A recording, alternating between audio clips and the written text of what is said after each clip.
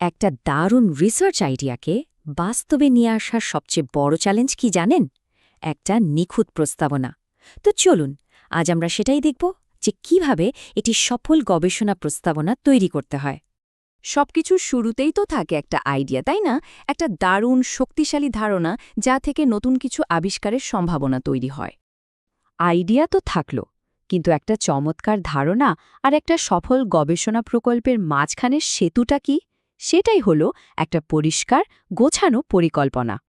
আচ্ছা, তাহলে পুরো বিষয়টা সহজে বোঝার জন্য আমরা এটাকে কয়েকটা ভাগে ভাগ করে নিয়েছি। প্রথমে দেখব গবেষণার নকশাটা আসলে কি, তারপর জানব এটা কেন এত জরুরি, এর গঠন কেমন হয়, কিভাবে লিখতে হয়, আর সবশেষে সফল হওয়ার মূল চাবিকাঠিগুলো কি কি।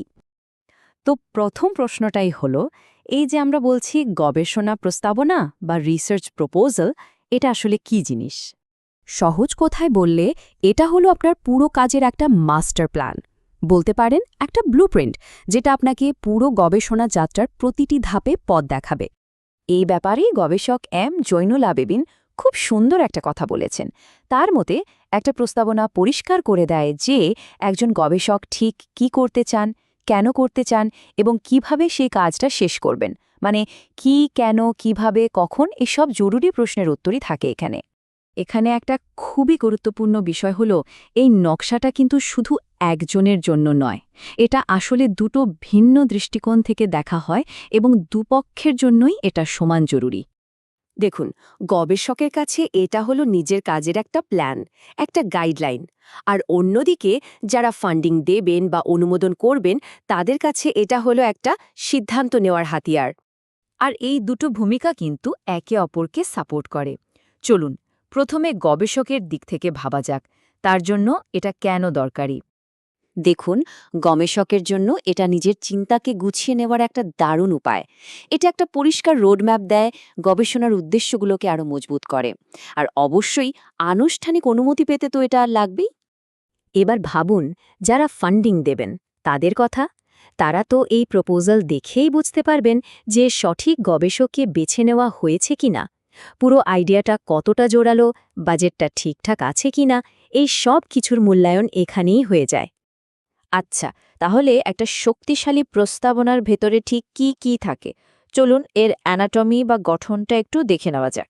যে কোনো ভালো নির্মাণের মতোই একটা ভালো প্রস্তাবনার ভিত্তিটাও হতে হয় মজবুত। আর সেই ভিত্তিটা হলো গবেষণা সমস্যার একটা পরিষ্কার এবং আকর্ষণীয় বিবৃতি। এরপর আসে এর বুদ্ধিবৃত্তিক বা ইন্টেলেকচুয়াল কোর। এখানে কয়েকটা ধাপ আছে, যেমন ভূমিকা দিয়ে শুরু করে সমস্যার বিবৃতিটা পরিষ্কার করা হয়, তারপর আগের কাজগুলো বা লিটারেচার রিভিউ করে দেখানো হয় কেন এই গবেষণাটা জরুরি। শুধু আইডিয়া থাকলেই তো হবে না, সেটাকে বাস্তবায়ন করা যাবে কিনা সেটাও তো দেখাতে হবে। আর সেজন্যই দরকারি প্রায়োগিক বিষয়গুলো, যেমন কোন মেথডে কাজটা হবে, কতদিন সময় লাগবে, বাজেট কেমন হবে, এইসব। এতক্ষণ তো আমরা জানলাম কি কি থাকতে হবে। এখন প্রশ্ন হলো, এটা লিখব কিভাবে? চলুন এবার ধাপে ধাপে পুরো প্রক্রিয়াটা দেখে নিই। দেখুন, পুরো প্রক্রিয়াটা কিন্তু খুব যৌক্তিক। প্রথমে আপনার মূল আইডিয়াটা ঠিক করতে হবে, মানে একটা ভালো টাইটেল আর প্রবলেম স্টেটমেন্ট। এরপর সেটার পেছনে যুক্তি দাঁড় করাতে হবে, উদ্দেশ্য কি, আগের গবেষণা কি বলছে। তারপর আসবে আসল প্ল্যানিং, মানে গবেষণা পদ্ধতি, ডেটা অ্যানালিসিস আর সবশেষে বাজেট আর সময়সূচি। যে কোনো প্ল্যানকে বাস্তব বলে হয় তখনই যখন সেটার সাথে একটা টাইমলাইন আর বাজেট জুড়ে দেওয়া হয়, তাই না? এই দুটো জিনিস একটা বিমূর্ত ধারণাকে একেবারে নক্কর করে তোলে। যেমন এখানে একটা নমুনার সময়সূচি দেখুন। পুরো কাজটাকে ছোট ছোট ভাগে ভাগ করে নেওয়া হয়েছে, যেমন ইন্টারভিউ নিতে কতদিন লাগবে, ডেটা অ্যানালিসিস করতে কতদিন, রিপোর্ট লিখতে কতদিন। এতে পুরো ব্যাপারটা ম্যানেজ করা অনেক সহজ হয়ে যায়। একইভাবে বাজেটটাও দেখুন। এখানে প্রতিটা খরচের খাত, যেমন বেতন, যাতায়াত, অন্যান্য জিনিসপত্র, সবকিছু আলাদা করে দেখানো আছে। এতে ফান্ডিং এজেন্সির বুঝতে সুবিধা হয় যে টাকাটা ঠিক কোথায় খরচ হবে।